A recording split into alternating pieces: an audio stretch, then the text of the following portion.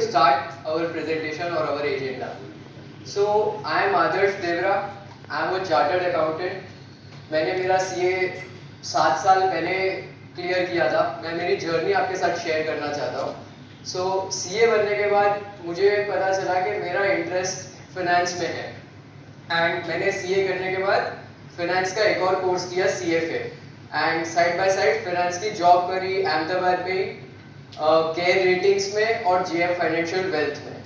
तो 5 साल एक्सपीरियंस लेने के बाद हमने हमारी फॉर्म है अग्रसेन फिनसर्व प्राइवेट लिमिटेड.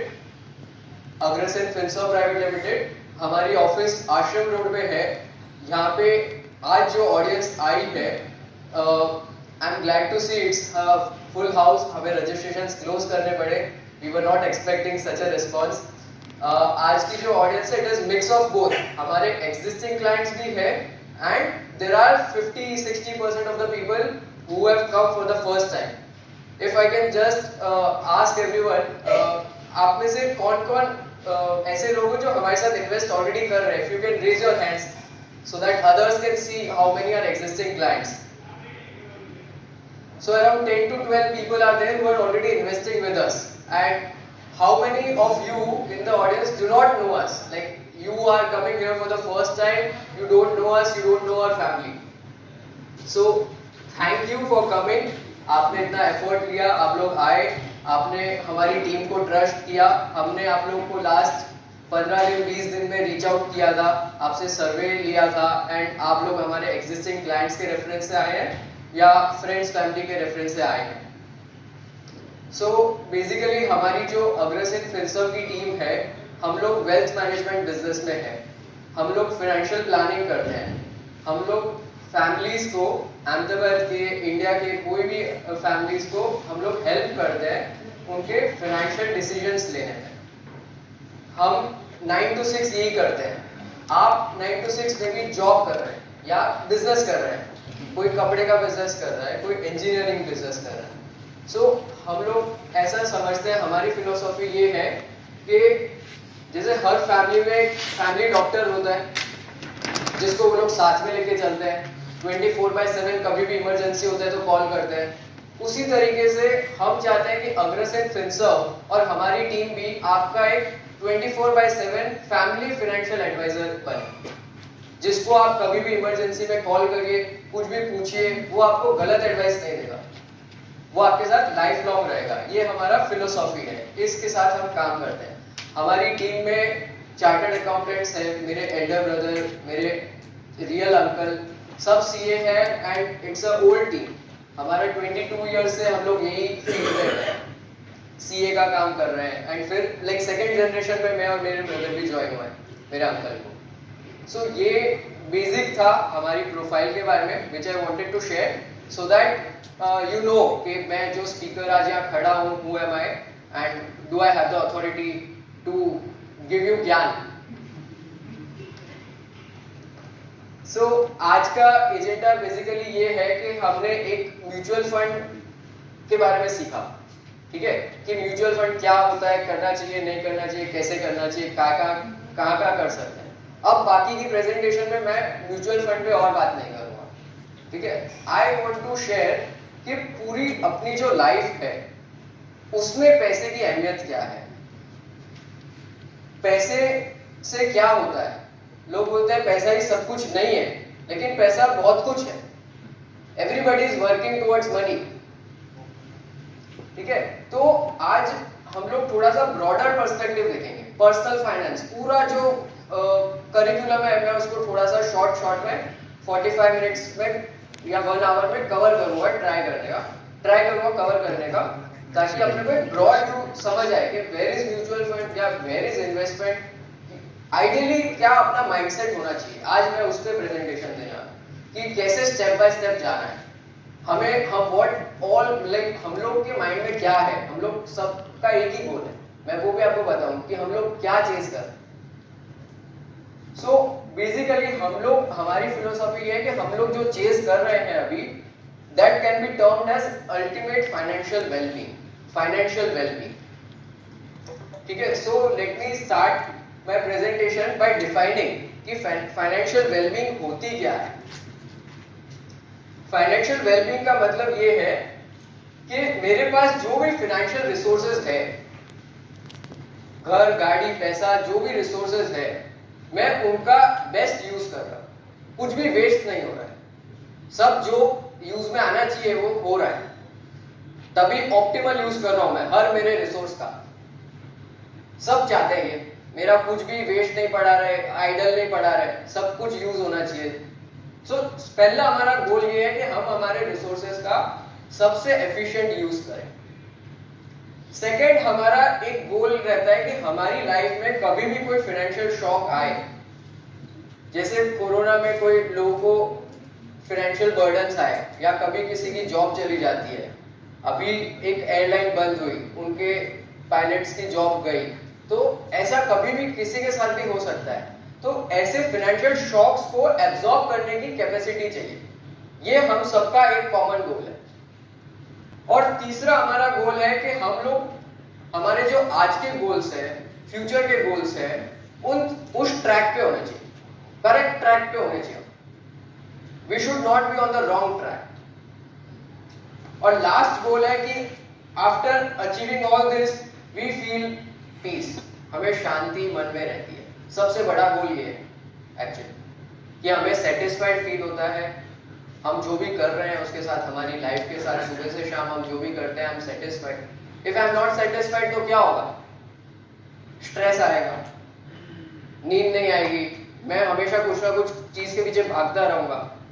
अगर मेरे पास सेटिस्फैक्शन होगा, पीस होगा, तो मैं भागना कम कर दूंगा। सो that is our ultimate goal.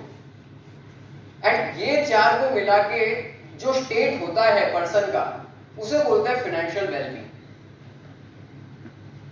And everybody more or less is trying to achieve this, कि हम ये चारों करना चाहते हैं। We want peace, we want to be satisfied, because and वो जब आएगा जब हम ये सब तीन चीज करेंगे और ये चारों चीज हो जाएगी, तो हम बोलेंगे कि yes, I have achieved my financial wellbeing. So that is our goal which I am defining for everyone today, कि ये हमारा एक टेंटेटिव गोल है जो हमें अचीव करना है। अब आज के एजेंडा में हम लोग ये देखेंगे कि how this goal can be achieved easily, step by step. 9 step procedure है, कोई भी फॉलो कर सकता है, कोई ऐसा एजुकेशन की भी नीड नहीं है, कोई डिग्रीज की जरूरत नहीं है। सेल्फ डिसिप्लिन चाहिए, बेसिक नॉलेज चाहिए जो हम आपको आज दे देंगे, एंड कोई भी अचीव कर सकेगा। ठीक है, 9 स्टेप का प्रोसेस है। थोड़ा सा मैं ट्राई करूंगा इंटरेक्टिव रखने का, इसको एक्टिविटी बेस्ड करेंगे। ऐसा नहीं होगा मैं बोल कर रहा हूँ, आप सुन कर रहे हैं, but will try to do the activity together. ठीक है, जो भी 9 स्टेप्स है हम लोग एक चेक करते जाएंगे, हम लोग एक खुद का एक्शन प्लान बनाते जाएंगे कि अभी 9 स्टेप्स में मेरे कौन कौन से स्टेप्स हो गए, कौन कौन से स्टेप्स बाकी है, कहाँ पे मिसिंग है, सब खुद का अपने फाइनेंशियल प्लान बनाते जाओ। That is the agenda for today. ठीक है, आपको सबको पेन पेपर दिया गया है, आप अपने साथ रखिए, take the notes with me. जैसे जैसे मैं मेरा प्रेजेंटेशन कर रहा हूँ वैसे वैसे आप भी अपने नोट्स बनाते जाइए, चेक करते जाइए कि ये मैं कुछ करने का बोल रहा हूँ तो वो ऑलरेडी हो गया है या पेंडिंग है। एक एक्शन प्लान, उसको टाइटल दे दीजिए आपके पेज पे, एक्शन प्लान। और जो 9 स्टेप्स हम देखेंगे आज, उसमें हम देखेंगे, उसमें आपको एक एक के आगे को नोट डाउन करना है कि ये 9 स्टेप्स बताए हैं, और 9 स्टेप्स में देखना है कि ये स्टेप मेरा हो गया है, am I on the 8th step today, या मैं 2nd स्टेप पे हूँ, मैं कहाँ पे हूँ, वो आपको देखना है। ठीक है, साथ में करते जाते हैं, और आपको बीच बीच में कुछ भी क्वेरीज हो कोई भी टॉपिक पे, तो साथ साथ में पूछते जाए। ठीक है, ऐसा नहीं कि मैं पूरा प्रेजेंटेशन खत्म करके फिर लास्ट में अपने एक साथ क्वेरीज पूछ रहे हैं, साथ साथ में पूछते जाइए। फैमिली जैसा ही है, छोटा सा फंक्शन है, ऐसा कुछ है नहीं, तो हम जितने भी क्वेश्चन है साथ में ले पाएंगे। ठीक है, मतलब don't consider yourself or myself as a third person, consider myself as your friend. I am young, I am 28, मतलब कोई हिचकिचाने की जरूरत नहीं है, हाथ उठा के पूछिए। मुझे भी काफी चीजें नहीं आती है, तो कुछ ऐसी बात नहीं है। ठीक है, आराम से तुरंत पूछ लेना, तो अपने को क्या है, आपकी क्वेरी दूसरे 5 को भी आ रही होगी ऑडियंस में, तो साथ में आप ऐसे सोचिए कि आप सेम क्वेरी 8 लोग 6 लोगों की सॉल्व हो गई। So let us start with the 9 steps, ठीक है। फर्स्ट स्टेप ये है कि सेव बिफोर यू स्पेंड। सब लोग ये स्टेप का नाम नोट कर सकते हैं कि पहला स्टेप ये था कि बेसिकली हमें सिंपल चीज है, एकदम बेसिक चीज है, छोटे बच्चों को भी आज बताएंगे कि आप स्पेंड करने से पहले सेव करिए। लोग क्या करते हैं, जनरल माइंडसेट हमारा, जैसे दर्शन जी ने बताया था कि हम पहले खर्चा करते हैं कमाई में से, फिर जो बचता है उसमें से हम इन्वेस्टिंग का प्लानिंग कर रहे हैं। तो इसको हम थोड़ा सा उल्टा करने का करते हैं कि पहले हम हमारा सेविंग का टारगेट डिसाइड करें कि पहले हम सेविंग्स करेंगे, फिर जो बचेगा उसमें आप खर्चे प्लानिंग करें, फिर देखेंगे अब इतना बचा है, ठीक है। पहले सेविंग्स का माइंडसेट रखना फर्स्ट बेसिक स्टेप है। ये अगेन माइंडसेट है, ये भी कोई स्टेप नहीं है कि सबने अचीव कर लिया, बट खाली अपने एक पर्सनल लेवल पे आप लोग सोचिए कि आप पहले ऐसा सोचते थे कि पहले खर्चा करेंगे फिर इन्वेस्ट करेंगे, या आप पहले से ही ऐसा सोचते थे कि पहले मैं इन्वेस्ट करता हूँ, मेरी 1 तारीख को सैलरी आती है तो 2 तारीख को SIP जाती है, फिर जो बचता है उसमें से मैं खर्चा करता हूँ। आप आपका सिर्फ जज करिए, ठीक है, थोड़ा सा थॉट्स आज दीजिए खुद को। तो 3 तरह के लोग होते हैं, स्पेंडर, सेवर, इन्वेस्टर। स्पेंडर जो लोग, उनको कहते हैं कि जो कमाई से भी ज्यादा खर्चा कर रहे हैं। सेवर जो कमाई से कम खर्चा कर रहे हैं बट थोड़ा सा बचा रहे हैं। इन्वेस्टर वो हो गए जो सेव भी कर रहे हैं, उसको इन्वेस्ट भी कर रहे हैं, प्लस वो इन्वेस्टमेंट से और पैसा कमा रहे हैं, और वो जो पैसा कमा रहे हैं, पैसे से पैसा, वो इन्फ्लेशन रेट से भी ज्यादा है, तो उसे कहते हैं इन्वेस्टर कैटेगरी। तो पहला तो अपने को सबको इन्वेस्टर कैटेगरी में पहुंचना है। अगर आप में से कोई स्पेंडर है तो आप पहले स्पेंडर से सेवर बनिए। कोई क्रेडिट कार्ड से पहले, मतलब कुछ लोग का होता है क्रेडिट कार्ड बिल आउटस्टैंडिंग होता है 70,000 का, और फिर महीने की सैलरी आती है 80,000, उसमें से क्रेडिट कार्ड का बिल चले जाता है, कुछ बचता है। मतलब वो लोग क्या कर रहे हैं, क्रेडिट कार्ड से अगले महीने की इनकम भी पहले स्पेंड कर रहे हैं, जो आपने कमाया नहीं है वो आप अभी से स्पेंड कर रहे हैं। सो आप उसको थोड़ा सा जज करिए, उस कैटेगरी में मत रहिए। Come in the saver category, come to the investor category. First step ये है। आप already most of investors category में होंगे, तो आप उसे टिक कर दीजिए आज के चेकलिस्ट में कि ये मैं इन्वेस्टर हूं, या खाली आइडेंटिफाई करिए कि मैं अभी कौन से स्टेज पे हूं इन 3 में से। दूसरा एक कंसेप्ट होता है ग्रोथ में लोन और लेवरेज का। अब लेवरेज को 2 तरीके से डिवाइड करते हैं, गुड लेवरेज, बैड लेवरेज। मतलब एक अच्छी लोन और बुरा लोन। आप लोग सब लिखते जाइए कि आपके घर में अभी कोई भी लोन है कि नहीं। यस नो, अगर लोन नहीं है तो नो, लोन है तो कौन कौन से लोन चल रहे हैं उसकी लिस्ट आपको लिखनी है। Car loan, home loan, personal loan, business loan, education loan, उसके नाम लिख दीजिए कि मेरे अभी तक कोई भी लोन नहीं है तो आपका टिक हो गया, नो लोन्स। बट आपके कोई भी लोन्स है तो आप उसकी लिस्ट बनाइए। ये सर, आपसे मैं थोड़ा सा इंटरेक्ट भी करूंगा, कभी भी किसी से भी पूछूंगा तो प्लीज ट्राई करना इंटरेक्टिव रहने का। सर आपके नो लोन्स है, no loans. Anybody having 1 loan, 2 loan? 2 loan वाले कौन है? 2 लोन्स और मोर? Yes sir. कौन से लोन है आपके? होम लोन और कार लोन। अब ये जो 2 टाइप के लोन है, इसको हम लोग डिवाइड करते हैं, एक अच्छा लोन, एक बुरा लोन। अच्छा लोन की परिभाषा ये है कि अच्छा लोन में उसमें अप्रिसिएशन हो रहा है। जैसे घर है तो घर की वैल्यू बढ़ती है समय के साथ, तो वो अच्छा लोन है। उसके लिए अगर हम लोन ले रहे हैं, मैं उसमें रह रहा हूं और उसकी भाव भी बढ़ेगा, तो जो इंटरेस्ट मैं पे कर रहा हूं उस लोन पे वो सेट ऑफ हो जाएगा, जो उसकी ग्रोथ रेट होगी उसकी। तो वो अच्छे लोन के कैटेगरी है। मैं मेरे में इन्वेस्ट कर रहा हूं तो वो भी अच्छे लोन में आता है। सारे लोन बुरे नहीं होते। फिर कोई बिजनेस का लोन है, स्टार्टअप का, तो वो भी अच्छे लोन में आता है। आप वो लीजिए, लिमिट में लीजिए ऑब्वियसली। और ये जो कार लोन है, ये बैड लोन में आता है। क्यों? क्योंकि आपकी कार भी डेप्रिशिएट हो रही है। 5 साल बाद आपकी कार की वैल्यू भी 50% हो जाएगी। 10 लाख की गाड़ी है तो 5 लाख की हो जाएगी, प्लस आपने 5 साल में उसका ब्याज दिया वो अलग लोन पे। तो ये जो डेप्रिशिएटिंग लोन एसेट्स होते हैं इन्हें डेप्रिशिएटिंग बोलते हैं कि इनका घसारा होता है, डेप्रिशिएट होता है। कार, मोबाइल, क्रेडिट कार्ड, मतलब पर्सनल आइटम्स के लिए अपने कोई भी चीज के लिए लोन ले रहे हैं तो ये सब अवॉइड करने चाहिए। आप गुड लोन्स ले सकते हैं, कोई तकलीफ नहीं है उसमें, वो आपको ग्रोथ को हेल्प करेगा, बूस्ट करेगा। बैड लोन्स आपको बूस्ट नहीं करेंगे, नेगेटिव इफेक्ट होगा उसका। ठीक है, तो आप अभी आपने जो भी लोन्स लिखे हैं उसमें आप खाली लिख दीजिए this is good, this is bad. जो बैड है उसका एक टारगेट रखिए कि ये मेरे को पहले पे ऑफ करना है। गुड को मैं पे ऑफ नहीं करूंगा, सेकंड प्रायोरिटी रखूंगा, वो रखना है। बैड लोन्स को फर्स्ट प्रायोरिटी रखिए पे ऑफ करना।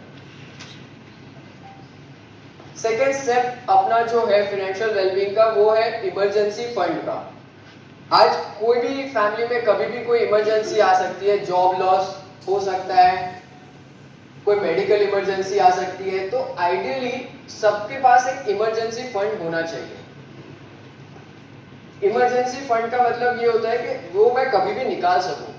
कोई इमरजेंसी में है तो मेरे को किसी से मांगने नहीं पड़े। मेरा एक्सीडेंट हुआ, मेरे को हॉस्पिटल लेके गए, हॉस्पिटल में बोला 2 लाख डिपॉजिट कीजिए, तो तब मैं ऐसे नहीं बोल सकता मेरे तो वहां स्टॉक्स में लगे हुए हैं, मेरे तो वहां लगे हुए हैं, अभी वो तो एफडी कर दी थी मैंने। आपको तुरंत देने हैं 2 लाख, तभी वो एडमिट करेगा आपको। आप फिर फ्रेंड से मांगने जाओगे, मदर से, किसी से मांगने जाओगे तो that doesn't make sense. Emergency fund एक आपके पास होना चाहिए जो आप कभी भी लिक्विड निकाल सकें। उसको आप घर पे रखिए, सेविंग्स अकाउंट में रखिए, लिक्विड फंड में रखिए, ऐसे रखिए कि आप तुरंत निकाल सकें। सिर्फ इमरजेंसी फंड कितना होना चाहिए? आइडियली एक 6 मंथ्स के जितना आप खर्चे का होना चाहिए। आपके खर्चे अगर महीने के 50,000 है तो आप 3 लाख रुपए का एक इमरजेंसी फंड को डेडिकेट कीजिए। So second step of the activity में आप नोट, पेपर पे नोट कीजिए कि आपके मंथली एक्सपेंस कितने हैं, 50,000, 30,000, और उसको 6 टाइम से मल्टीप्लाई कीजिए और देखिए कि आपका इमरजेंसी फंड का फिगर क्या आ रहा है।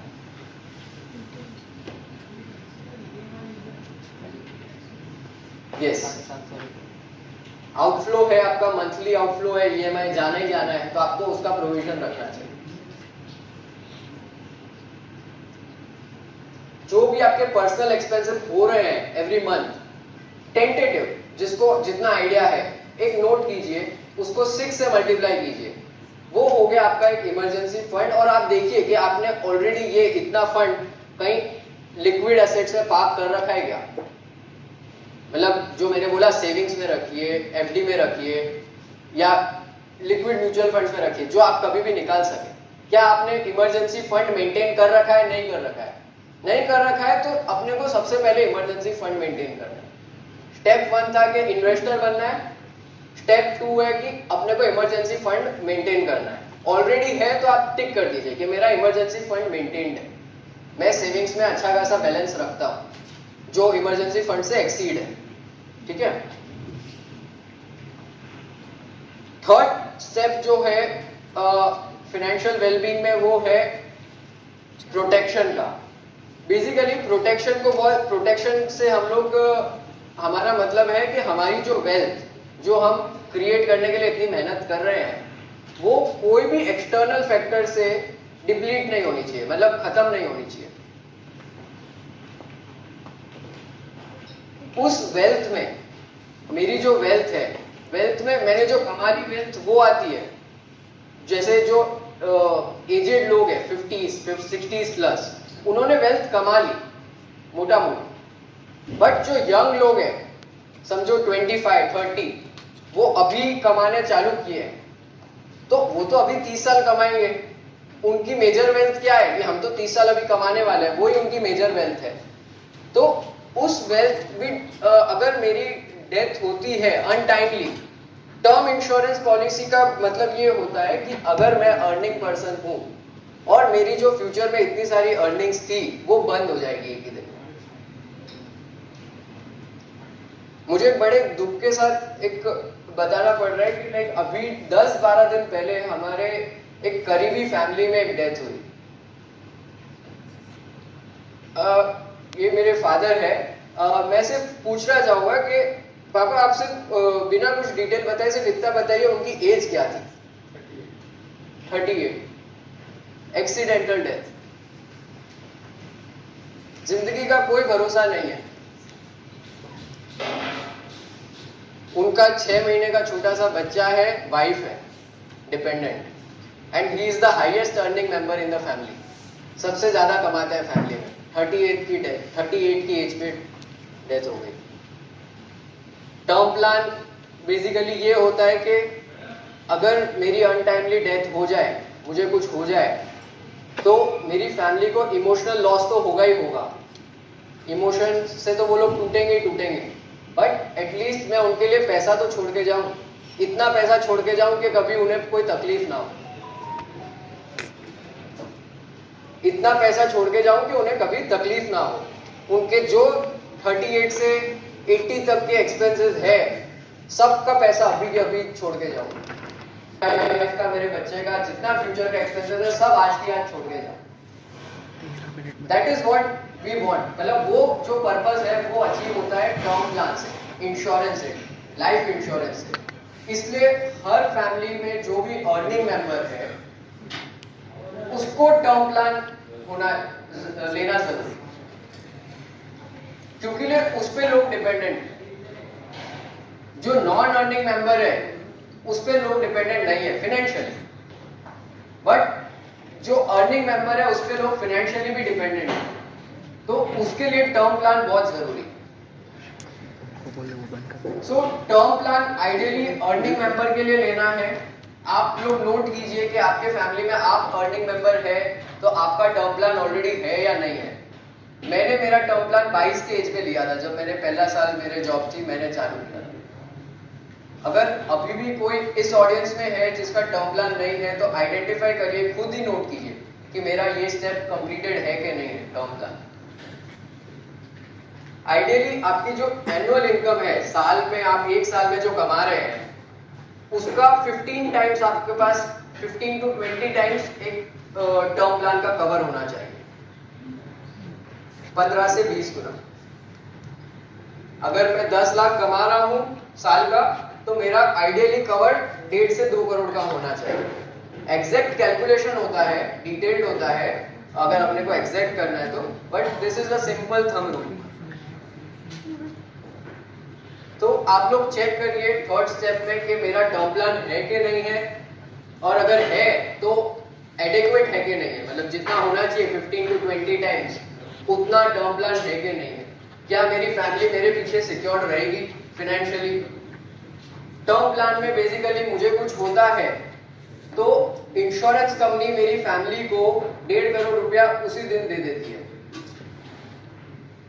वाइफ को थोड़ा सा फॉर्मेलिटी करना पड़ता है, डेथ सर्टिफिकेट सबमिट करना पड़ता है, but she gets the money in her bank. So that ठीक है, इमोशनल लॉस को तो सेट ऑफ नहीं कर पाएगा पैसा, लेकिन थोड़ा सा फिनेंशियल बर्डन कम कर देगा, स्ट्रेस कम कर देगा। सो आइडियली टर्म प्लान लेना चाहिए, एकदम जितना जल्दी हो सके सब लेना चाहिए। जो भी अर्निंग मेंबर है उसके लिए लेना चाहिए। This is step 3। Make sense? अभी तक ठीक चल रहा है? कोई फास्ट लो? Any queries? फिर नेक्स्ट फोर्थ स्टेप प्रोटेक्शन का ही सेकंड पार्ट है कि एक मुझे लाइफ का रिस्क है कि मेरी लाइफ को कुछ हो सकता है। सेकंड रिस्क मेरे को ये है कि मेरे को कभी कोई मेजर बीमारी लग जाए या मेरे को एक्सीडेंट हो जाए और बड़ा हेल्थ का बिल आ जाए हॉस्पिटल का। आई एम श्योर यहाँ पे कोरोना में लास्ट 2 इयर्स में आजू बाजू पड़ोस में लोगों ने फैमिलीज में एग्जाम्पल देखे होंगे कि कोरोना में काफी लंबा बिल आया, या जो अर्निंग पर्सन था जो कमा रहा था वही चला गया, या उनका जो बिल आया उसमें उनकी सारी सेविंग्स खत्म हो गई। 6 लाख का बिल आया, 10 दिन एडमिट हुए। अभी 6 लाख कमाने में तो 1 साल लगा था, गए कि 15 दिन में चले गए। तो हॉस्पिटल के बड़े बड़े बिल भी आपकी वेल्थ को डिप्लीट कर सकते हैं, खत्म कर सकते हैं धीरे धीरे। तो आपके पास जनरली जितने भी फैमिली मेंबर्स है उनका हेल्थ इंश्योरेंस होना चाहिए। हेल्थ इंश्योरेंस और टर्म इंश्योरेंस, लाइफ इंश्योरेंस में छोटा सा आपको प्रीमियम भरना रहता है 10,000 15,000 साल का, आपको सामने मिलता है बड़ा कवर 10 लाख का 20 लाख का हेल्थ इंश्योरेंस में, और टर्म प्लान में मिलता है आपको 1 करोड़ 2 करोड़ का कवर।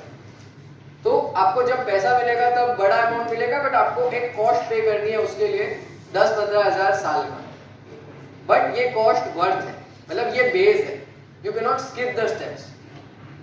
आप सीधा इन्वेस्टमेंट पे नहीं जा सकते, आपको पहले इमरजेंसी फंड बनाना ही पड़ेगा, आपको पहले टर्म प्लान लेना ही पड़ेगा, आपको पहले हेल्थ इंश्योरेंस लेना ही पड़ेगा, फिर इन्वेस्टमेंट की बात चालू है। ये बेसिक्स है, सीधा स्टेप 5 पे नहीं जा सकते। हेल्थ इंश्योरेंस में एक हम आपको, आज आप आए हैं तो हम एक टिप भी देना चाहते हैं। सर आपका नाम? जीतू जी, आपका हेल्थ इंश्योरेंस है, कितने लाख का कवर होगा? Idea? Okay. Anybody having idea of their health insurance policy? 10 lakh का कितना प्रीमियम हुआ अप्रोक्सीमेटली? ओके 12,000, बट 10 लाख का, हाँ तो एज्यूम करते हैं 15-20,000 का उनका प्रीमियम है 10 लाख का, 10 लाख का कवर है। अभी जनरली 10 लाख का cover is a decent cover, 5 to 20 lakh का होना चाहिए। मेरा खुद का, मैंने टर्म इंश्योरेंस लिया था 22 की एज में, हेल्थ इंश्योरेंस मेरा खुद का भी 25 लाख का है, बेस पॉलिसी। मेरा खुद का बेस हेल्थ का इंश्योरेंस का पॉलिसी 25 लाख का है, सर ने 10 लाख का ले रखा है। अभी मैं आपको एक और पॉलिसी के बारे में बताना चाहता हूं, उसका नाम है super top up policy. Super top up policy आपने ले रखी है सर? नॉलेज है, ली नहीं है? तो सुपर टॉपअप पॉलिसी ये होता है कि अभी मैं चाहता हूं कि मेरा हेल्थ इंश्योरेंस 1 करोड़ का हो, तो मेरे को क्या करना पड़ेगा? 90 लाख की और पॉलिसी लेनी पड़ेगी। 10 लाख की ऑलरेडी है, 90 लाख की और पॉलिसी लेनी है। अब ये जो दूसरी पॉलिसी है 90 लाख की, वो ऐसा बोल रही है कि इंश्योरेंस कंपनी ऐसा बोल रही है कि अगर आपका क्लेम 10 लाख से बड़ा आया तो पैसा मैं दूंगा। ठीक है, आपका क्लेम 15 लाख का आया तो 10 लाख आप उस पॉलिसी से लीजिए, 5 लाख मेरे से लेने आ जाएंगे। ठीक है, आपका क्लेम 25 लाख का आया तो 10 उससे लेना, 15 मेरे से लेना। मैं अभी सेकंड इंश्योरेंस पॉलिसी की बात कर रहा हूं, सेकंड कंपनी। अब ये बताइए, ये 90 लाख का प्रीमियम क्या होगा? गेस करना है। If anyone can guess, around 12,000, around 10,000, 30,000। क्यों? फर्स्ट 10 लाख की जो पॉलिसी है उसका है 15,000, अपने ने एज्यूम किया है, मतलब एक्चुअल के आसपास का नंबर लिया है, 15 to 20,000 प्रीमियम था 10 लाख का। अब मैं 90 लाख की पॉलिसी ले रहा हूं, उसका प्रीमियम मैं सोच रहा हूं क्या होगा। सो आइडियली ये जो 90 लाख की पॉलिसी है, इसका प्रीमियम है खाली 1200 या 1300 फॉर अ यंग इंडिविजुअल। आपको 90 लाख का हेल्थ इंश्योरेंस मिल रहा है खाली 1200 से 1500 रुपए के बीच में। क्यों ऐसा? क्योंकि ये मेरी जो सेकंड कंपनी है उसे पता है कभी 10 लाख से बड़ा क्लेम ही नहीं आने वाला। Niva Bupa for young individuals, who are healthy, around 25-30। Niva Bupa का नहीं था। Yes. नहीं, मैं आपको जो अभी एग्जांपल दे रहा हूँ, 1256 is the premium for a 90 lakh super top up. खाली 1250 रुपए आपको पे करना है, एंड आपका कवर जो है वो 10 लाख से एनहांस होकर हो जाएगा 1 करोड़ का हेल्थ इंश्योरेंस। अब 1 करोड़ के हेल्थ इंश्योरेंस में मुझे फ्यूचर में कितना भी हॉस्पिटल का बिल बढ़े, कितनी भी दवाई हो महंगी हो जाए, 20 साल बाद 25 साल बाद मुझे कोई देखने की जरूरत नहीं। Without, if you are healthy, no medical checkup is required. If you are not declaring any disease in the form, basically health insurance companies जो होती है वो आपके डिक्लेरेशन पे चलती है। आपको बीमारी है, आपने डिस्क्लोज नहीं की, आप बाद में क्लेम लेने आएंगे, हम आपको क्लेम नहीं देंगे। आपने अभी कुछ भी डिस्क्लोज नहीं किया है, आप बोल रहे हैं आप हेल्दी है, ठीक है।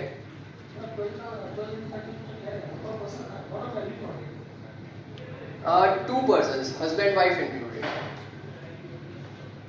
per person भी 1100, 2 persons 1200, तो 1200 इज पीनट्स।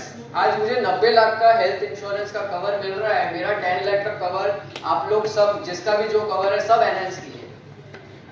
सेकेंड पॉलिसी का प्रीमियम इसीलिए सस्ता है क्योंकि उसे पता है कि कभी नौबत नहीं आने वाली है। आइडियली जो जनरल क्लेम होते हैं, average claim amount is 70,000, 80,000, 1 lakh. दो बहुत रेयर केस में मेरे को कोई बहुत बड़ी बीमारी होगी, कैंसर हो जाएगा, तब जाके उस कंपनी को कुछ पे करना आएगा 10 लाख से, इसलिए वो प्रीमियम ही नहीं ले रही, 1200 रुपए ले रही है। सी इसमें क्या है, 4-5 वेरिएबल्स है, चारों की जो इसमें क्या होता है, हेल्थ इंश्योरेंस में जो हाईएस्ट जिसकी एज होती है जनरली फादर होता है, तो फादर की एज के हिसाब से प्रीमियम होता है।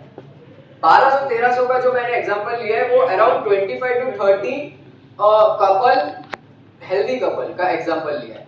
बट अगर कोई, अभी हमने हमारे क्लाइंट का करवाया था, उनकी एज जो 58 थी, 58 और उनकी वाइफ 56, तो उनका उस एज में उनको डायबिटीज था, तब जाके उनका प्रीमियम 10,000 का आया। But they got 90 lakhs cover in 10,000 at the age of 58 with diabetes. नहीं, not in Niva, in Star Health.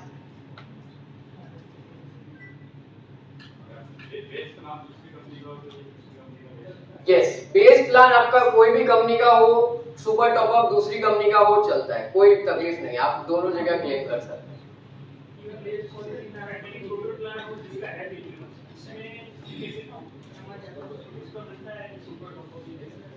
Yes, आप सुपर टॉप अप ले सकते हैं चारों का। These are 2 different policies.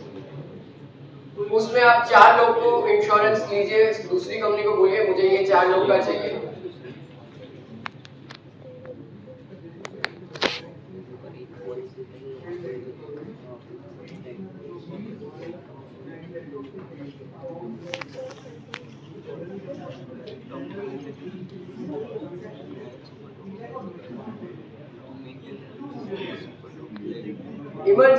Emergency, you never know, and the inflation, and आज आप 10 लाख का कवर है, आज आप अपने इनकम पॉइंट ये है कि जब एवरेज क्लेम लाख 2 लाख का है, 4 लाख का है, तो why should I take the 90 lakhs? Why should I go for 1 crore? Because there can be critical illnesses. कभी किसी को क्या होगा you don't know. हम क्या कर रहे हैं, financial well-being के लिए हमें चाहिए पीस के लिए हमें चाहिए कि हमें कुछ भी हो जाए, हमें हमारी हेल्थ को कुछ नहीं होगा।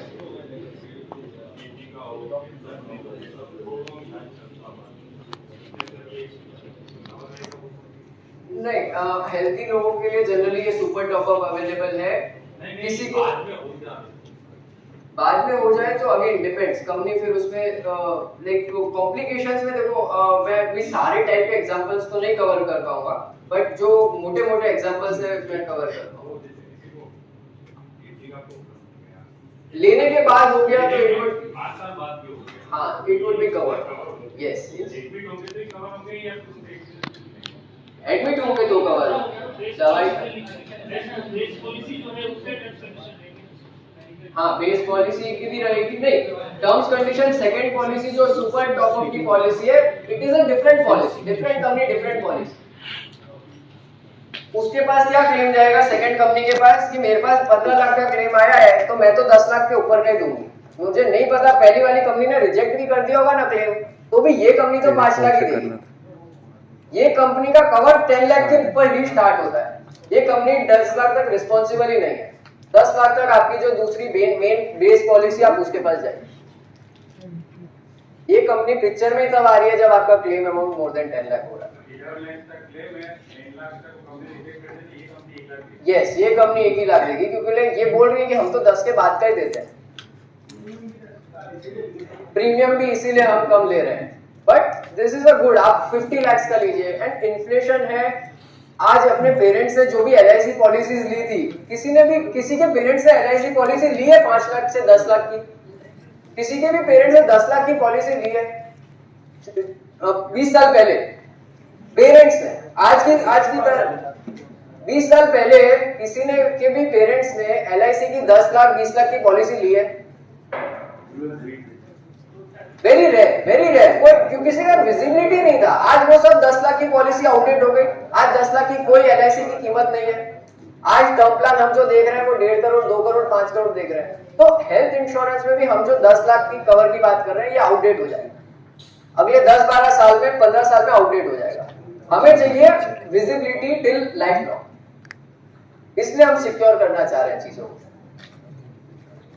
और 1200 रुपए नॉट अ बिग अमाउंट। आप 50 लाख का लेंगे उसमें एडिशनल 40 लाख का तो भी 1100 रहेगा। 100 रुपए में आपको एडिशनल 50 लाख मिलता है। इसलिए मैं कह रहा था। सो ये एक आज का प्रो टिप था कि आप super top up plan buy कर सकते हैं। अगर किसी ने नहीं किया है तो आपका टोटल 1 करोड़ का इंश्योरेंस 15-16 हजार में हो जाएगा। But this is mainly available for the healthy people.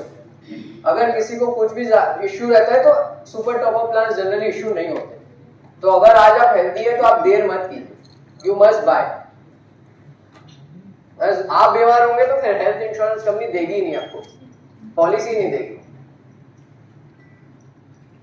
फिर तो 4 स्टेप्स अपने ने सबने लिखे, सबका नोट हो गया है। टू डू में ये भी लिख लेना कि सुपर टॉप अप प्लान हमें करना है। और साथ साथ में आप एक टाइमलाइन भी लिखते जाइए, पर्सनल टाइमलाइन, कि अगर मेरा टर्म प्लान नहीं है तो मैं ये डेट तक टर्म प्लान लेने के मेरी प्लानिंग है। आज अभी जून 10 है तो मेरी प्लानिंग है कि मैं 30 सितंबर तक ले लूंगा। एक पर्सनल डेडलाइन लिखते जाइए। आपका अगर टिक है तो ठीक है, टिक नहीं है तो आप एक पर्सनल डेडलाइन भी लिखिए। टर्म प्लान की लिख ली, हेल्थ इंश्योरेंस की भी लिख लीजिए, सुपर टॉप अप प्लान की भी लिख लीजिए एक डेडलाइन। ठीक है। आफ्टर दीज 3 आर कवर्ड हम लोग इन्वेस्टमेंट्स पे पहुंच सकते हैं। इन्वेस्टमेंट्स में हमने देखा कि there are multiple options available. Real estate, gold, equity, bond FD में लगा सकते हैं और कैश मनी मार्केट में लगा सकते हैं। बेसिक कंसेप्ट ये है कि जहां ज्यादा रिस्क होगा वहां ज्यादा रिटर्न मिलेगा, बिना रिस्क के रिटर्न नहीं मिलेगा। अभी हम लोग थोड़ा सा समझते हैं कि FD जो है, FD में जनरली लोग पार्क करते हैं पैसा, उसमें आज की तारीख में 7.5% मिल रहा है। 7 से 8% के बीच में अभी ब्याज मिल रहा है FD में। अब इसमें से प्रॉब्लम क्या है FD में? FD में प्रॉब्लम ये है कि उसमें मेरे को 20 to 30% टैक्स लग रहा है, फुल टैक्स लग रहा है ब्याज पे। तो मेरा 7.5 में से 30% टैक्स अगर मैं गिनूं तो 2.25, मतलब मेरा नेट ऑफ टैक्स, मेरा नेट इंटरेस्ट आ रहा है 5-5.25, और 5% मेरा इन्फ्लेशन चल रहा है इकोनॉमी में इंडिया में। तो मेरा नेट रिटर्न हो गया 0। मैंने इन्फ्लेशन को मैच किया है, बीट नहीं किया है। एंड वो भी तब जब अभी FD के रेट्स हाईएस्ट है, पीक पे है। 2 साल पहले FD के रेट्स आपको भी पता है क्या थे, 5%, 5.1% हो गए। फिर दूसरा इन्वेस्टमेंट ऑप्शन है गोल्ड। गोल्ड में वन ऑफ द बेस्ट, अगर इन्वेस्टमेंट करना है किसी को लॉन्ग टर्म के लिए, तो है sovereign gold bond. Sovereign gold bond में आपको 8 साल के लिए इन्वेस्टमेंट करना होता है। आपको गोल्ड का भाव भी बढ़ता हुआ मिलता है आपके पैसे पे, और ब्याज भी मिलता है 2.5%। आइडियली आप गोल्ड में इन्वेस्टमेंट करोगे, ज्वेलर के पास जाओगे, गोल्ड लोगे, तो आपको फिर बाद में फ्यूचर में बेचने जाओगे तो गोल्ड का भाव ही मिलेगा। यहाँ पे आपको गोल्ड के भाव के साथ 2.5% ब्याज भी मिल रहा है, सोने पे सुहागा। और एक और सुहागा ये है कि आप अगर 8 साल तक रखते हो तो जो आपका गेन हुआ वो सारा टैक्स फ्री हो जाएगा। आपके पास अगर ज्वेलर से आपने सोना खरीदा तो आपको उसका स्टोरेज रिस्क, आपको उसका प्योरिटी का भी रहेगा। ज्वेलरी बनाओगे तो मेकिंग चार्जेस लग जाएंगे। But jewellery, I am not against jewellery, jewellery अपने पहन रहे हैं, यूटिलिटी है, that is not pure investment. अगर आपको इन्वेस्टमेंट करना है तो आप सोवरिन गोल्ड बॉन्ड करिए, गोल्ड बार्स मत करिए। लिक्विडिटी के लिए आप कर रहे हैं, शॉर्ट टर्म के लिए कि ले लिया बेच दिया, मेरे को लग रहा है भाव बढ़ेगा गिरेगा, तो ठीक है। बट लंबे समय के लिए अगर गोल्ड में इन्वेस्टमेंट कर रहे हैं तो सोवरिन गोल्ड बॉन्ड में ही करें। यस 2.5% जो इन पे सोवरिन गोल्ड बॉन्ड पे आपने समझो 1 लाख रुपए लगाए, उस पे आपको ब्याज भी मिलता है 2.5%, तो उस पे टैक्स लगता है। बट जो गोल्ड का अप्रिसिएशन होता है वो टैक्स फ्री मिलता है। रियल एस्टेट में लोग पैसा लगाते हैं। अगेन रियल एस्टेट में कुछ प्रॉब्लम्स ये है कि सबको नॉलेज नहीं होता कौन सी प्रॉपर्टी बाय करनी चाहिए, क्या टाइम पे बाय करनी चाहिए। मैं 1 लाख रुपया रियल एस्टेट में नहीं लगा सकता, मेरे पास 1 करोड़ रुपया होना ही चाहिए। बड़ी टिकट साइज है, फिर मेरे को कभी भी वही 1 करोड़ वापस चाहिएगा तुरंत, तो बेच नहीं पाऊंगा मैं प्रॉपर्टी। मेरे को बाय ढूंढने में 3 महीना लग सकता है, 6 महीना लग सकता है। तुरंत बेचने जाऊंगा, पैसा चाहिए, तो उसमें मेरे को लॉस हो सकता है, स्ट्रेस सेल करना पड़ सकता है। तो इसके भी सॉल्यूशंस है। रियल एस्टेट को भी आपको लिक्विड फॉर्म में करना है तो आप रीट्स कर सकते हैं। देयर मतलब शेयर्स की तरह होता है REIT, real estate investment trust बोलते हैं, शॉर्ट में रीट बोलते हैं। ये शेयर्स की तरह ट्रेड होते हैं। सेम आपको रियल एस्टेट का ही एक्सपोजर मिलता है। जो आपको बिल्डिंग खरीद ऑफिस खरीदने से मिलेगा, सेम एक्सपोजर यहाँ मिलेगा ऑफिस खरीदने से, नो चेंज। फर्क सिर्फ इतना है कि आप इसमें 1 लाख रुपया भी लगा सकते हैं, कभी भी निकाल सकते हैं।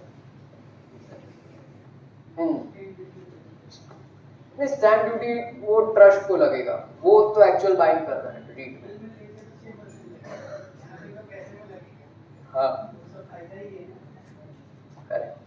सो moving on to other investment asset, equity. अब इक्विटी में जनरली हाईएस्ट रिटर्न मिलता है। क्यों? क्योंकि इक्विटी जो होता है उसका मतलब होता है ओनर। ऑब्वियसली कोई भी बिजनेस में ओनर ही सबसे ज्यादा कमाएगा, एम्प्लॉय तो कमाएगा नहीं। एम्प्लॉय गेट सैलरी, ओनर ही कमाता है।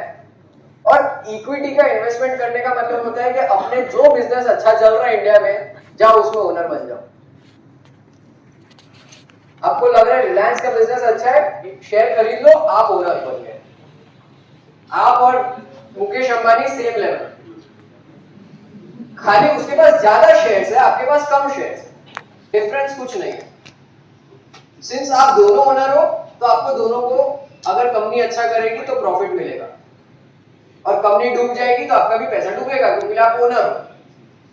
इसीलिए रिस्क है इक्विटी में। आप कभी भी शेयर्स खरीदते हैं कोई कंपनी के, तो आप उस कंपनी के ओनर बन जाते हैं। इसलिए यहाँ पे रिस्क भी है और रिटर्न भी है, कि अगर मेरी कंपनी में है, मैं पैसा हूं, मैं ओनर हूं, मेरी कंपनी अच्छा नहीं कर रही, प्रॉफिट नहीं कर रही, तो मेरा पैसा डूबेगा ना। I can not blame anyone. और मेरी कंपनी अगर अच्छा ग्रो करेगी तो मैं ओनर हूं, मुझे ही मिलेगा profit. So that's why equity as a asset class gives the highest return, because I am the owner and I have the choice कि मैं जो बिजनेस इंडिया में अच्छा चल रहा है उसमें ओनर बन सकता हूं। लिस्टेड है तो लिस्टेड कंपनीज में ट्रेडिंग में जाके मैं खरीद सकता हूं। कोई बिजनेस लिस्टेड नहीं है तो मैं उसका अनलिस्टेड में, अगर कोई सेलर है तो उससे खरीद सकता हूं। स्टार्टअप में लगा सकता हूं पैसा, ओनर बन सकता हूं। तो यहाँ पे आपको हाई रिटर्न मिलता है, पोटेंशियल बहुत है हाईएस्ट रिटर्न का। ये एक एग्जांपल है कि अगर 1 लाख रुपए 37 साल पहले लगाए होते, समझो मेरे दादाजी ने 37 साल पहले 1 लाख रुपए एफडी में लगाए, सिल्वर में लगाए, गोल्ड में लगाए और स्टॉक मार्केट में लगाए, तो एफडी वाले हो गए होते 1 लाख के 20 लाख, सिल्वर वाले 25 लाख हो गए होते, गोल्ड के 36 लाख, और स्टॉक मार्केट में 4.76 करोड़। इतना डिफरेंस है, power of compounding again. So that's why आप लोग का जो भी इन्वेस्टमेंट पोर्टफोलियो है उसमें इक्विटी को इन्वॉल्व कीजिए। कंसेप्ट ये, इक्विटी को आप छोड़ नहीं सकते। रिस्क लगता है, डर लगता है, तो उसको अपने समझते हैं। ये देखिए, एक सिंपल सा मैं क्वेश्चन पूछना चाहूंगा। आज सैटरडे है, आप अगर बता सके आपको क्या लगता है मंडे को मार्केट ऊपर जाएगा नीचे जाएगा? ऊपर जाएगा। आपको क्या लगता है मार्केट ऊपर जाएगा नीचे जाएगा? नहीं, गेस करना है, एस्टिमेट करना है। अप जाएगा, अप जाएगा, पॉजिटिव, अप जाएगा। क्या लगता है आपको? एक्सपेक्टेशन है क्या? नहीं, मंडे का आई डोंट केयर। नहीं, केयर तो वाली बात है, बट अपने प्रेडिक्शन करना है कि मंडे को क्या लगता है। अभी तो आई एम नॉट इन्वेस्टेड, अभी आई एम जस्ट गेसिंग। मेरे को प्रेडिक्शन करना है, मार्केट अप जाएगा डाउन जाएगा, I am trying to predict market ऊपर जाएगा। तो अभी 6 लोग से मैंने सर्वे लिया, 6 लोग ने बोला ऊपर जाएगा। 100% मार्केट इज पॉजिटिव, ऊपर जाएगा। अपने देखते हैं लास्ट 25 साल का डेटा क्या बोलता है। अपने लोगों की ओपिनियंस को छोड़ के डेटा पे रिलाई करते हैं, नंबर्स पे रिलाई करते हैं। नंबर्स क्या बोलते हैं? मैंने 25 साल का स्टॉक मार्केट का डेटा लिया, तो एक दिन में मंडे को, ट्यूसडे को मार्केट ऊपर जाएगा या नीचे जाएगा, उसकी प्रोबेबिलिटी है 46% चांस है कि वो नीचे जाएगा, और पॉजिटिव जाने के चांसेस है 54। मतलब 50-50 चांसेस है ब्रॉडली। मतलब कोई नहीं बोल सकता कि मार्केट मंडे ऊपर जाएगा नीचे जाएगा, it is just a random number. Monday ऊपर जाएगा नीचे जाएगा, 25 साल का आप एक्सपीरियंस ले लो, हर डे का देखो, तो आधे दिन मिलेंगे ऊपर गया, आधे दिन मिलेंगे नीचे गया। एक दिन के रिटर्न, ठीक है, एक दिन के रिटर्न में क्या होगा आपको स्टॉक मार्केट में? 50%, 46% चांस है नीचे जाएगा और 54% चांस है ऊपर जाएगा। कुछ भी हो सकता है। इसको मैं टाइम पीरियड को बढ़ा देता हूं, मेरे को एक दिन के लिए पैसा नहीं डालना, एक दिन तो लक पे हो गया, इसलिए इसको गैम्बलिंग बोलते हैं।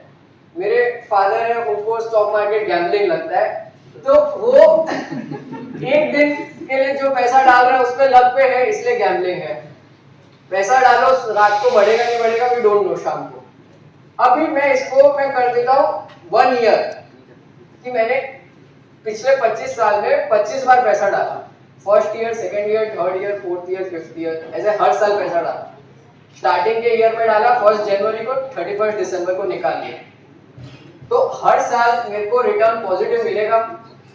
उसकी क्या प्रोबेबिलिटी है कि मैं पैसा जनवरी में डालता हूं, दिसंबर में निकाल लेता हूं? 60-40 प्रोबेबिलिटी है, 60 पॉजिटिव की। सो एज पर डेटा, आप अगर एक साल के लिए पैसा स्टॉक मार्केट में लगाते हैं तो 25% चांस है कि वो नेगेटिव आपको रिटर्न मिलेगा, 75% चांस है कि आपका पैसा बढ़ेगा, 25% चांस है कि एक साल बाद भी आपने पैसा लगाया और वो गिरा। मतलब मैंने समझो ₹1,00,000 लगाया, एक साल वेट किया और फिर भी मेरे को पता चला 31 दिसंबर को गिरा, ऐसा होने का चांस है 25%। ठीक है, सो जो 46% चांस था पैसा डूबने का एक दिन में, वो कम होके 25% हो गया।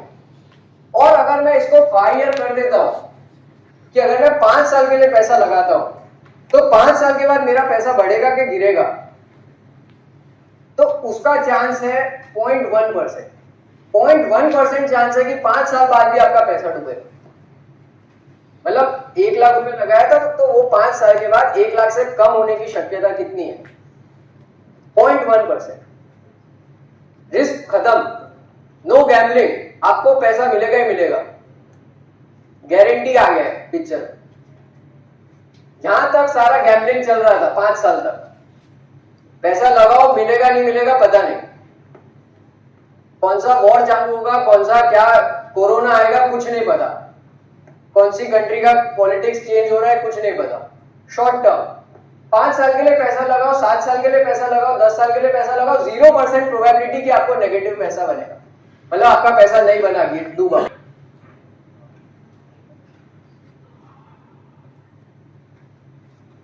तो बेसिकली हम ये समझाना चाहते हैं कि इक्विटी मार्केट में, स्टॉक मार्केट में जो रिस्क है वो खाली शॉर्ट टर्म में है, लॉन्ग टर्म में कोई रिस्क है ही नहीं, पैसा बनना ही बनना है।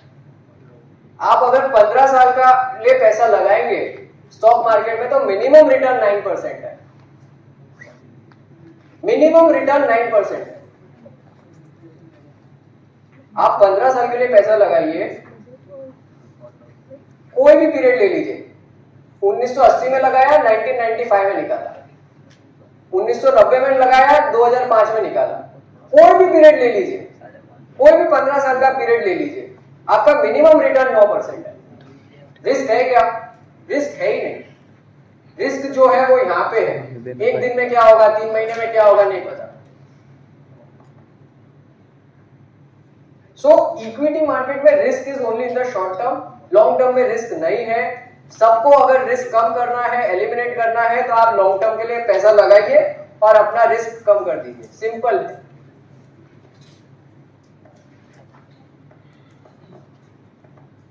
ये एक वीडियो है, इनका कहने का भी यही था कि 2000 में मार्केट गिरा था, आईटी का बबल था, चल रहा था, लेकिन उसके बाद वापस से 2003, 4, 5 में बढ़ा, फिर वापस से 2008 में मंदी आई थी, काफी लोगों ने यहाँ पे देखी होगी, 40% मार्केट गिरा, बट 2010-11 में वापस बढ़ गया ना।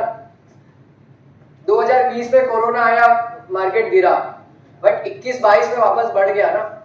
क्या वो गिरा हुआ ही रहा और गिरा हुआ ही बंद हो गया, खत्म हो गया? कोई भी मूवमेंट में लास्ट 23 साल में, 25 साल में कभी ऐसा हुआ कि वो गिरा और खत्म हो गया? कंपनी में ऐसा होगा, आप एक कंपनी में पैसा लगाओगे तो वो कंपनी बंद हो सकती है। आपने काफी कंपनीज में पैसा लगाया होगा, वो कंपनी बंद हो गई, कंपनी का बिजनेस बंद हो सकता है। स्टॉक मार्केट का, इंडेक्स का पैसा कभी बंद नहीं हो सकता है, कभी खत्म नहीं हो सकता है, वो हमेशा बढ़ता है। प्लस वो गिरेगा तो डबल स्पीड से रिकवर करता है।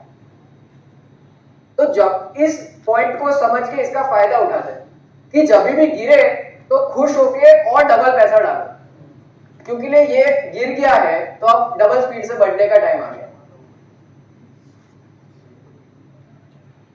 तो इंडिविजुअल कंपनीज पे भरोसा मत रखिए कि मेरे को ये कंपनी बहुत पसंद है, मैं इसी में लगाऊंगा। आप लगाइए मार्केट में, इंडिया पे लगाइए कि मैं पोर्टफोलियो में लगा रहा हूं, मैं इंडेक्स पे लगा रहा हूं, या मैं म्यूचुअल फंड में लगा रहा हूं, जिसमें पूरी इकोनॉमी आ जाती है। वो गिरती है तो वो रिकवर करती है।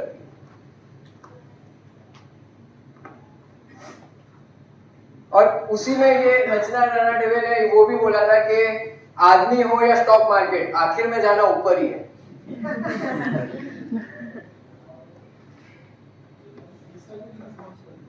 Yes, she is a very famous CA and stock.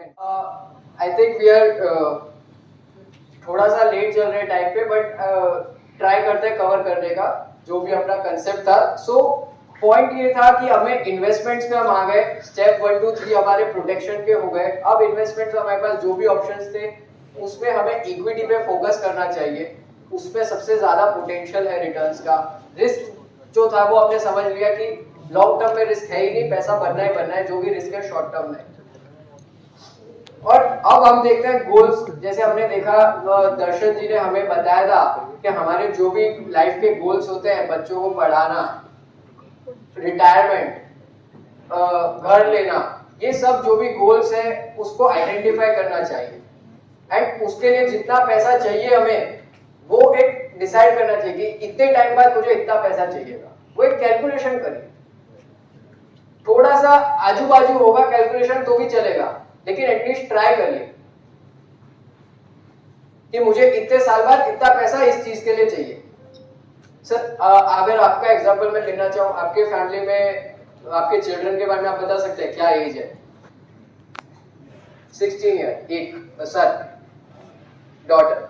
तो अभी 16 ईयर डॉटर के एकदम बेसिक अगर जो मैं सोच सकूं, तो वो अभी स्कूल में है, ग्रेजुएशन में जाएगी तो अभी पता नहीं साइंस लेगी कॉमर्स लेगी, बट इंजीनियरिंग करती है, डॉक्टर बनती है तो काफी पैसा लगता है। And she is not earning, he has to do everything. उसकी मैरिज होगी 20s में, 25, 30 व्हाटएवर बी द एज, तो पैसा लगेगा। तो अगेन अपने को एक प्लानिंग होनी चाहिए कि आज वो 16 किया तो 9 साल बाद मेरे को शादी के लिए इतना चाहिए, 5 साल बाद वो उसको यूएस जाना है पढ़ने या डॉक्टर बनना है तो उसके लिए इतना चाहिए। जब वो मेरे पास आके बोलेगी कि मेरे को डॉक्टर बनना है, तब मैं एकदम से पैसा नहीं ला पाऊंगा ना। वो बोलेगी 50 लाख चाहिए डॉक्टर बनने के लिए दीजिए, तो एकदम से कैसे आएगा? एकदम से तो मेरे बिजनेस में 50 लाख आ नहीं रहा है, मैं तो उड़ा रहा हूँ। एवरी मंथ जो इनकम हो रही है वो एक्सपेंस भी कर रहा हूँ, सेविंग तो थोड़ी बहुत ही कर रहा था, तो एकदम से बड़ा खर्चा कैसे मीट करूंगा? तो अपने को पहले से प्लान करना है, बहुत पहले से, स्टार्ट अर्ली। तो आप एक टेंटेटिव अमाउंट डिसाइड कीजिए कि मेरे को रिटायरमेंट के लिए, अभी रिटायरमेंट है, सब लोग जनरली कैसे सोचते हैं रिटायरमेंट के बारे में कि मैं 30 to 60 वर्क करूंगा एंड 60 to 90 मेरी रिटायरमेंट लाइफ है। बट एक दूसरा नजरिया इसमें डेवलप कीजिए कि 30 to 60 के सामने ही मेरी 60 to 90 की रिटायरमेंट लाइफ है।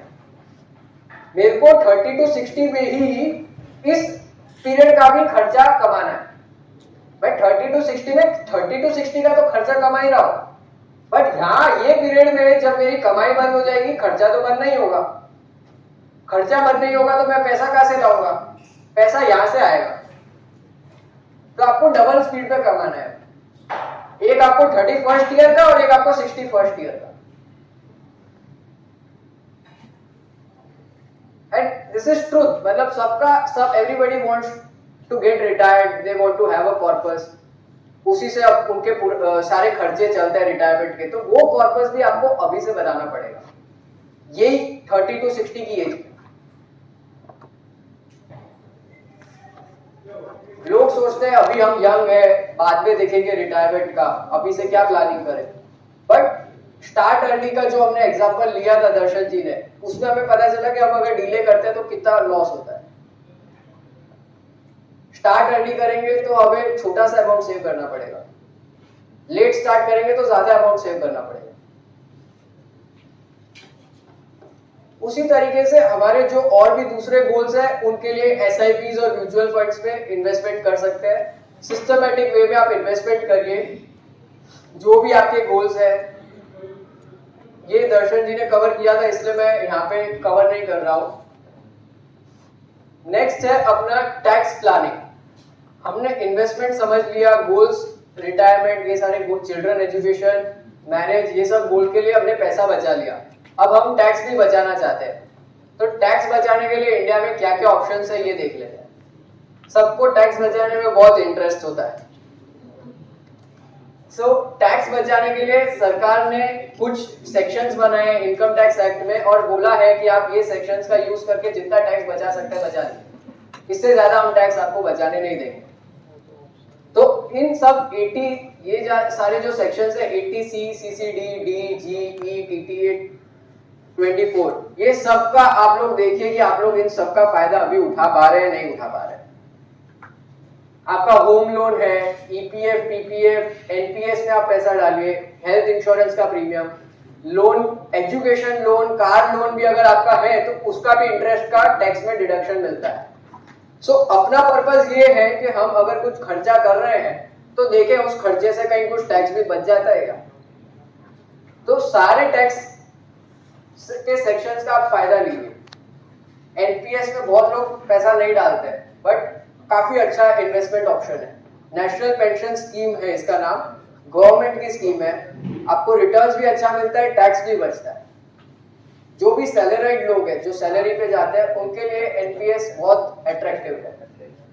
अगर नहीं करते हैं तो आप आपके टू डूज में एक्शन प्लान में लिखिए कि मुझे एनपीएस के लिए मेरे एम्प्लॉयर को मंडे को जाके बोलना है कि मुझे मेरा भी एनपीएस में एनरोलमेंट करें।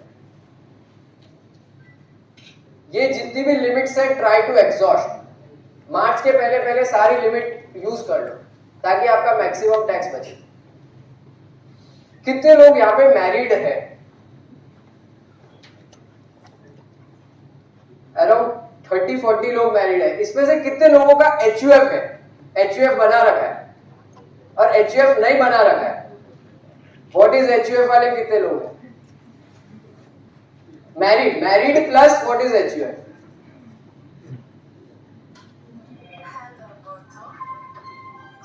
एचयूएफ एक होता है हिंदू अनडिवाइडेड फैमिली। ये भी एक इनकम टैक्स में गवर्नमेंट ने एक बेनिफिट दे रखा है कि आप अपना एक थर्ड पर्सन बना लीजिए। जैसे हस्बैंड और वाइफ दो अलग लोग हैं, वैसे एक और हमने हमारा बच्चा पैदा कर लिया एचयूएफ, जिसके नाम पे हमें टैक्स सेविंग हम कर सकते हैं। साल का आप 2 लाख रुपए तक का टैक्स बचा सकते हैं एवरी ईयर एचयूएफ की प्लानिंग से।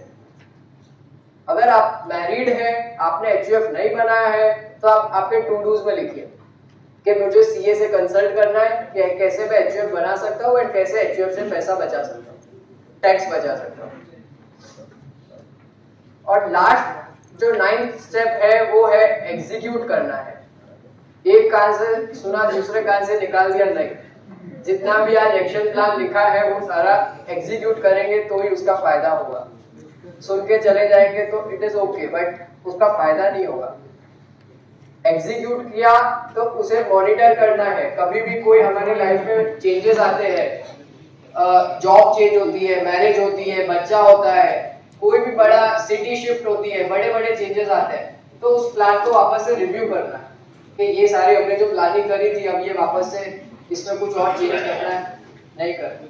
तो इसे हम बोलते हैं, ये 9 स्टेप को हम बोलते हैं कि फ्रेमवर्क, फाइनेंशियल प्लानिंग का फ्रेमवर्क है। इस तरीके से हमें स्टेप बाय स्टेप चीजों को सोचना है। हम स्टेप स्किप करके सीधा इन्वेस्टमेंट पे नहीं जा सकते। आपको फिर आप इन्वेस्टमेंट्स पे जा पाएंगे, फिर आप इन्वेस्टमेंट्स पे आप गोल बेस्ड आप एक अमाउंट डिसाइड कीजिए, उस हिसाब से इन्वेस्टमेंट कीजिए। जनरली लोग क्या करते हैं, हम बस इन्वेस्ट करते हैं, हमें नहीं पता कि एक सिंगल कॉमन फंड है हमारा, ये इन्वेस्टमेंट है, बट उस इन्वेस्टमेंट को आप एलोकेट कर दीजिए। ये मेरी बच्ची के लिए, ये मेरी बच्ची के मैरिज के लिए, ये मेरे रिटायरमेंट के लिए। जनरल पर्पस फंड मत बनाइए। सबका जनरल पर्पस फंड फिलोसॉफी होता है कि हाँ टोटल इन्वेस्टमेंट ये है, बट आप एक हर गोल के लिए असाइन कर दीजिए, तो आपको एक मेंटली भी पीस रहेगा कि हाँ ये गोल के लिए मेरा पैसा हो गया है, अब मेरे को सिर्फ इसी गोल पे फोकस करना है, तो आप और क्लैरिटी से सोच पाएंगे। फिर हमने आज इसे हम फाइनेंशियल प्लानिंग बोलते हैं, जो आज हमने सबने साथ में मिलकर करी, 9 स्टेप को जो हम करते हैं। आज हमने एक और आपको रजिस्ट्रेशन के टाइम एक डॉक्यूमेंट दिया है, वो आप ओपन कीजिए। एक तो प्रोफाइल होगा हमारी कंपनी का, और एक पीछे होगा financial information document organiser kit. Yes, green colour का, उसका ग्रीन ब्लूइश कलर का फर्स्ट पेज है। ये डॉक्यूमेंट जो है हम आपको आज देना चाहते हैं। इसमें बेसिकली आप जो भी आपके फाइनेंशियल इंफॉर्मेशन है वो ऑर्गेनाइज कीजिए। जैसे मैंने एक स्टार्टिंग में एक एग्जांपल लिया था फैमिली का, 38 की एज में उनकी अनटाइमली सडन डेथ हो गई। अब उनकी फैमिली को क्या होगा, कहाँ पे क्या है कुछ नहीं पता होगा। जनरली जिसको पता था वो तो चले गए, अभी मैं एक एक चीज ढूंढने बैठूं, बिकॉज सब कुछ मेरे माइंड में है ना। हम लोग सब माइंड में रखते हैं, मोबाइल में रखते हैं, और मोबाइल में भी लॉक रखते हैं, और वो लॉक का भी पासवर्ड किसी को नहीं बताता है। तो that is a bit wrong practice. हम चाहते हैं कि आप लोग एक ऑर्गेनाइज कीजिए। फर्स्ट पेज पे आप देखेंगे तो उसमें आपके बेसिक कॉन्टेक्ट्स है कि मेरा डॉक्टर कौन है, मेरा लॉयर कौन है, मेरा एडवाइजर कौन है, मेरे 4 जो करीबी लोग हैं उनके आप नंबर लिख दीजिए। दूसरे पेज में आप देखेंगे तो मेरी बैंक डिटेल्स, मैंने कहाँ पे बैंक अकाउंट खोल रखे हैं, मैंने कहाँ पे मेरे इन्वेस्टमेंट अकाउंट खोल रखे हैं, स्टॉक अकाउंट, स्टॉक मार्केट के अकाउंट खोल रखे हैं, डीमैट अकाउंट खोल रखे हैं। सबकी बेसिक डिटेल लिख दीजिए कि मेरे पास इतने इतने अकाउंट है, मैंने इतने इतने यहाँ पे खोल रखा है। आपको अमाउंट लिखने की जरूरत नहीं है इसमें कि मेरे पास कौन से अकाउंट में कितना बैलेंस है, लेकिन सिर्फ लिख दीजिए कि मेरा यहाँ पे लॉकर भी है, मेरा पीपीएफ वहां पे है, मेरा म्यूचुअल फंड अग्रसेन फिनसर्व के पास है, मेरा स्टॉक का डीमैट एंजल के पास है, उसमें नॉमिनी है नहीं है, रजिस्टर्ड ईमेल है नहीं है, मोबाइल नंबर रजिस्टर्ड नहीं है तो आप करा दीजिए, नॉमिनी रजिस्टर्ड नहीं है तो करा दीजिए। एक ऑर्गेनाइज कर दीजिए डेटा को। ये एक कंसोलिडेटिंग शीट है, ठीक है, इसमें आपका डेटा ऑर्गेनाइज हो जाएगा। 2-3 घंटा लगेगा इस शीट को भरने में, लेकिन ये वन टाइम एक्टिविटी। आप रोज रोज बैंक अकाउंट नहीं खोलते हैं, रोज रोज लॉकर अकाउंट नहीं खोलते हैं। अगर 3 साल में एक बैंक अकाउंट बंद किया तो एक रो डिलीट कर देना। आपको सिर्फ वन टाइम एफर्ट करना है, 3 घंटे का, 2 घंटे का, लेकिन इसकी एक कॉपी आप अपने घर में दे दीजिए फैमिली को। हस्बैंड है तो वाइफ को दे दीजिए, वाइफ है तो हस्बैंड को दे दीजिए, और उससे बोल दीजिए कि ये इमरजेंसी की शीट है, कभी मेरे को कुछ हो जाए तो बेसिक मैंने कहाँ पे क्या क्या कर रखा है, मेरे कौन कौन खास लोग हैं उनका डिटेल्स लिख के रखा है। एक कॉपी अलमीरा में रखते रहते। ये भी काफी जरूरी है, लोगों ने कोरोना में महसूस किया होगा, और जब जरूरत पड़ती है ना तब महसूस होता है, अभी जरूरत नहीं है तो महसूस नहीं होगी, बट कब किसकी जरूरत पड़ती है तब नहीं पता चलता है। एंड लास्ट, ये जो पूरा प्रोसेस है 9 पॉइंट का फाइनेंशियल प्लानिंग का, अब ऐसा हो सकता है कि आप लोग सब बिजी है, जनरली लोग अपने फील्ड में बिजी होते हैं, बिजनेस में, जॉब में, उनके पास टाइम नहीं होता ये सब चीजों के लिए, पूरे दिन काम करने के लिए। आप देखेंगे तो हर जो भी बड़ा एथलीट है, आर्टिस्ट है, उनका भी एक कोच होता है। विराट कोहली भी खाली बैटिंग ही करता है, ऑलराउंडर नहीं है वो। महाभारत में अर्जुन था, उसको सब आता था, फिर भी उसने कृष्णा की हेल्प ली, उसको एज अ गाइड, फिलोसोफर रखा बैटल में। तो हर एक जन की लाइफ में एक फाइनेंशियल एडवाइजर भी जरूरी है। आप अपना माइंडसेट ऐसे मत रखिए कि मैं सब कर लूंगा। आप सब अगर करना चाहेंगे, बैटिंग बॉलिंग करेंगे, तो आपका, अभी विराट कोहली बॉलिंग भी सीखने जाएगा तो उसको बैटिंग से तो टाइम कम देना पड़ेगा ना, 2 घंटे वो वहां से निकाल के देगा, तो उसकी बैटिंग भी इंपैक्ट होगी। तो आप सब कुछ करने जाएंगे तो आप एवरेज ऑफ ऑल बनेंगे। रादर आप आपकी कोर चीज पे, बैटिंग में फोकस करिए, एंड बॉलिंग वाले को बॉलिंग की टीम को दे दीजिए, आउटसोर्स कर दीजिए, जो टीम, जो उस फील्ड का एक्सपर्ट है, वो आपको डेफिनेटली ज्यादा वैल्यू प्रोवाइड करेगा जितना आप खुद करके बचाएंगे। सो आप एक फाइनेंशियल एडवाइजर के साथ आइडियली एक फैमिली को काम करना चाहिए, ये हमारी बिलीफ है। और फाइनेंशियल एडवाइजर उन्हें गलती करने से बचाता है। आप सब कुछ खुद करेंगे तो गलती कर करके सीखेंगे, एक गलती करी, दूसरी गलती 2 साल बाद करी, तीसरी गलती, ऐसे सीख जाएंगे, बट तब तक लेट हो जाएगा ना, 10-20 साल में सारा प्रोसेस सीखेंगे। फाइनेंशियल एडवाइजर आपको गलती करने से भी बचाएगा, आपको एजुकेशन देगा, जैसे हमने हमारे एग्जिस्टिंग क्लाइंट्स को भी बुलाया, हम एजुकेशन दे रहे हैं, वो आपको लाइफ टाइम एजुकेट करता रहेगा, आपको पैनिक नहीं करने देगा। मार्केट गिरेगा तो आप बोलोगे निकालना चाहिए क्या, वो बोलेगा सर और डालना चाहिए। पैनिक नहीं होने देगा, आपके इमोशंस को कंट्रोल करेगा, न्यूट्रल व्यू रखेगा, बड़े भाई की तरह, फैमिली मेंबर की तरह। सो वो पॉइंट आता है कि अपने को बड़े भाई जैसा एक एडवाइजर चाहिए। अब एडवाइजर कहाँ ढूंढे अच्छा? सो एडवाइजर एक अच्छे की परिभाषा में हमने 3 पॉइंट रखे हैं। एक अच्छा एडवाइजर वो होता है जो जॉब नहीं कर रहा है। जॉब करने वाले लोगों में जनरली टारगेट्स होते हैं। बैंक का आरएम होगा तो उसको बैंक ने बोला ये 4 चीज क्लाइंट को दो, आपको साल का इतना कमाना है, आपको यही देना है। अभी रिसेंटली थोड़े दिन पहले पुष्पल रॉय करके एक एचडीएफसी का एम्प्लॉय का वीडियो कितने लोगों ने देखा है, वो लिंक्डइन पे वायरल हो गया है, सबने देखा कैसे सेल्स टारगेट के चक्कर में एम्प्लॉइज एक दूसरे पे चिल्ला रहे हैं, पुश कर रहे हैं। अब ऐसे में जो लास्ट लेयर है वो कस्टमर को जाके, वो भी नंबर पे फोकस कर रहा है, अकाउंट खोला, अकाउंट खोला, अकाउंट। उसका अप्रोच वो नहीं है कि मैं लाइफ लॉन्ग इसी के साथ रहूंगा। आप एक इंडिपेंडेंट कोई भी एडवाइजर के साथ काम करिए जो इंडिपेंडेंट है, जिसकी जॉब नहीं है, जिसके टारगेट्स नहीं है, जो आपके साथ लाइफ लॉन्ग रह सकता है, उसका अप्रोच भी लाइफ लॉन्ग है।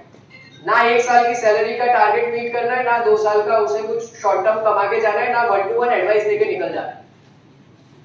प्लस उसके पास एजुकेशन होनी चाहिए, एक्सपीरियंस होना चाहिए, एंड वो आपके साथ 24/7 इजीली एक्सेसिबल होना चाहिए, अवेलेबल होना चाहिए। इस टाइप के एडवाइजर्स है अहमदाबाद में, इंडिया में बहुत सारे एडवाइजर्स। ऐसे एडवाइजर्स ढूंढिए, educationally qualified.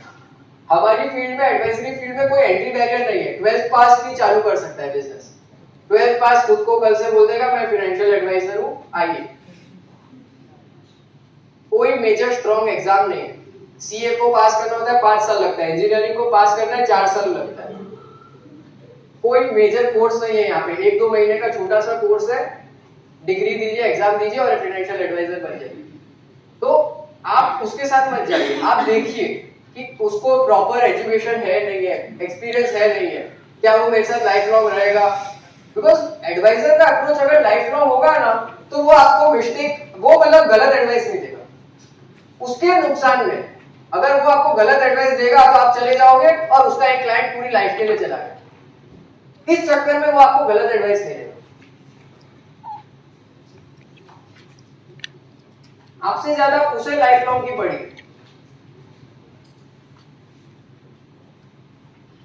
So this was a brief. ये हमने हमारा फ्रेमवर्क डिस्कस किया आज के सेशन में. We want to thank all of you. We value your time and hope that we have added some knowledge to you. And हम लोग आज के पार्टिसिपेंट्स को जो हमें नहीं जानते हैं उनके लिए एक 1-to-1 फ्री कंसल्टेशन भी ऑफर कर रहे हैं. अगर उन्हें उनकी क्वेरीज कुछ पूछनी हो तो एक फर्स्ट फ्री कंसल्टेशन आप मेरे साथ हमारी टीम के साथ कर सकते हैं. एंड आपको हमने एक फीडबैक फॉर्म भी दिया है, उसमें आपको अच्छा लगा है तो आप लिखिए, अच्छा नहीं लगा है इम्प्रूवमेंट कर सकते हैं तो लिखिए. आज मेरा ये फर्स्ट प्रोग्राम है, मैंने फर्स्ट टाइम ये सेशन लिया है तो हो सकता है कुछ इम्प्रूवमेंट्स का स्कोप हो तो आप लिखिए प्लीज. मैं चाहता हूँ आगे इम्प्रूव करेंगे हम डेफिनेटली.